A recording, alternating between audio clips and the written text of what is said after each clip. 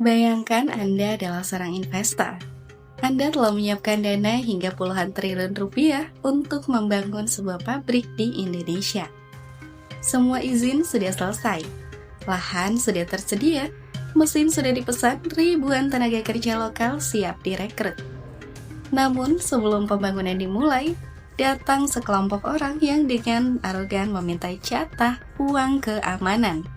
Bagaimana mau ada sih? Lu makan berak di sini nggak hargain gua. Lu kalau pengen tahu, gua jagoan yang megang kikiul. Iya, Masih Pak. ada nih gua nih. Iya paham. Hah? Paham. Masa gua banyak di Iya sini. paham. Saya juga.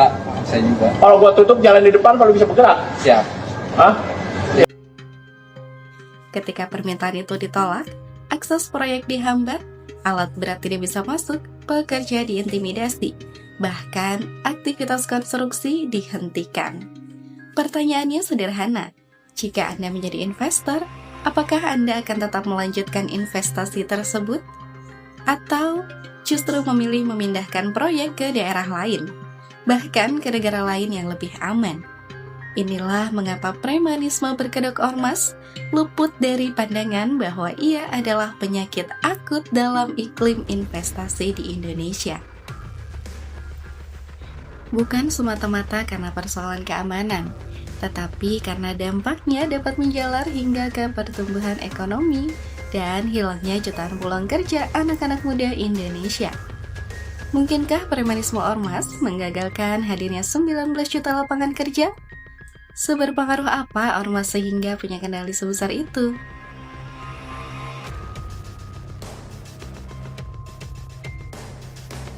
Dalam beberapa tahun terakhir, Indonesia sebenarnya berada di posisi yang sangat strategis.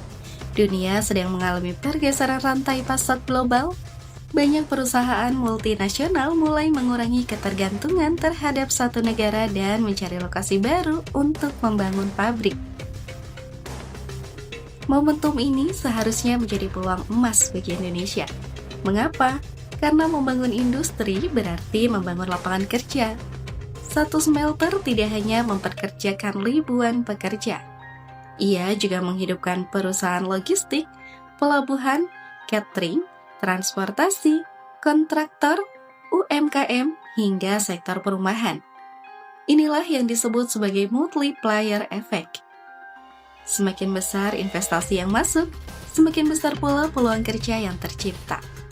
Karena itu, pemerintah menargetkan jutaan lapangan kerja melalui masuknya investasi baru di berbagai sektor strategis.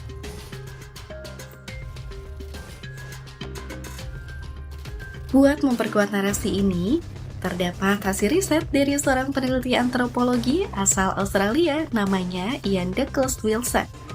Dia terjun langsung ke dalam seluk-beluk ormas dan aksi premanisme di Indonesia selama 25 tahun. Namun pertanyaannya, mengapa banyak investasi besar justru enggan menancapkan investasinya di Indonesia?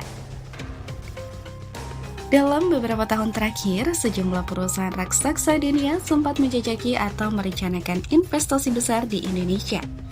Nama-nama seperti Apple, Tesla, Foxconn, SoftBank, hingga konsorsium BASF Irmed pernah masuk dalam daftar perusahaan yang memiliki minat mengembangkan sayap bisnisnya di Indonesia. Menurut pernyataan resmi dari Asosiasi Himpunan Kawasan Industri Indonesia, gangguan yang dilakukan oknum ormas ini udah nyebabin kerugian sampai ratusan triliun rupiah. Akhirnya pengusaha tuh dia mikir gini ya, ini kita mau mulai usaha aja urusannya udah sedemikian banyak ya dengan berbagai resiko kan. Banyak investor asing yang batal membangun pabrik. Banyak juga yang mutusin mundur sebelum proyek dimulai. Modus yang dilakukan oknum ormas ini mulai dari pemblokiran jalan di kawasan industri, permintaan dilibatkan dalam proyek, demonstrasi, dan maksa buruh buat mogok. Bahkan sampai nyegel pabrik tanpa wewenang hukum. Dan gangguan-gangguan kayak gini bukan terjadi di sembarang tempat, tapi justru seringkali di wilayah industri strategis nasional yang berperan sangat vital untuk perekonomian nasional, kayak daerah Bekasi, Karawang, Cilegon, Kalimantan Tengah, dan juga Batam. Apple misalnya. Selama bertahun-tahun, pemerintah berupaya menarik Apple agar membangun fasilitas manufaktur di Indonesia. Beberapa pertemuan dilakukan, bahkan CEO Apple, Tim Cook, beberapa kali menyampaikan minat untuk memperluas kerjasama di Indonesia. Namun hingga kini, Apple masih lebih banyak mengembangkan bisnis produksinya di India dan Vietnam.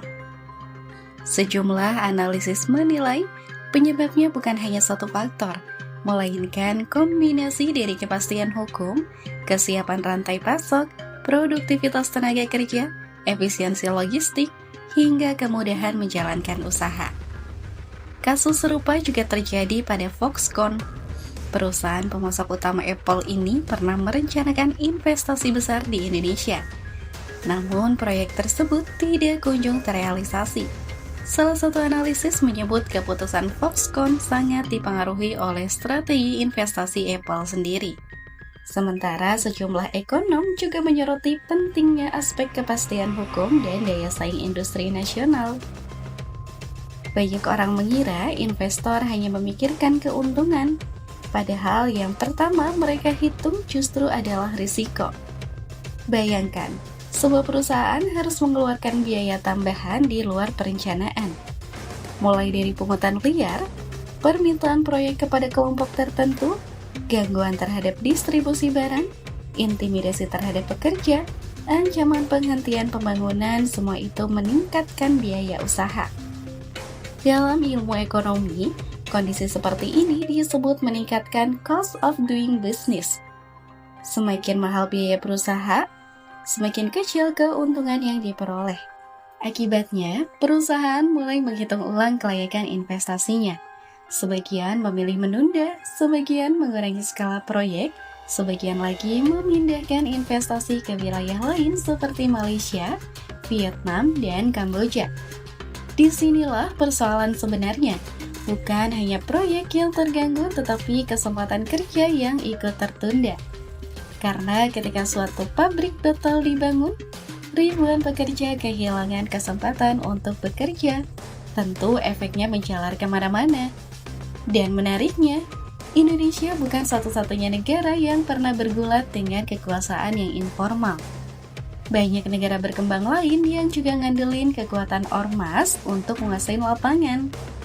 Contohnya di Brazil, ada banyak kawasan di kota Rio de Janeiro yang sepenuhnya dikendaliin sama geng narkoba dan milisi paramiliter yang dibentuk sama mantan aparat bersenjata. Banyak wilayah di Brazil yang nggak bisa disentuh sama hukum negara, di mana kekuatan jalanan seringkali lebih ditakuti daripada kekuatan hukum lembaga formal.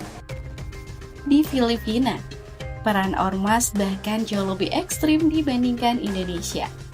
Banyak kepala daerah yang punya backingan mafia bersenjata.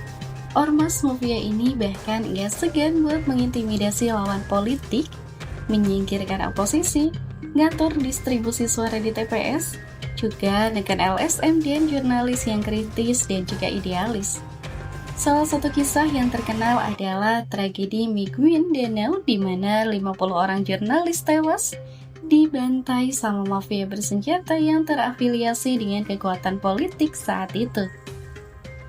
Selain itu, kita bisa melihat pola yang sama di berbagai negara lain seperti Nigeria, Pakistan, dan juga Meksiko.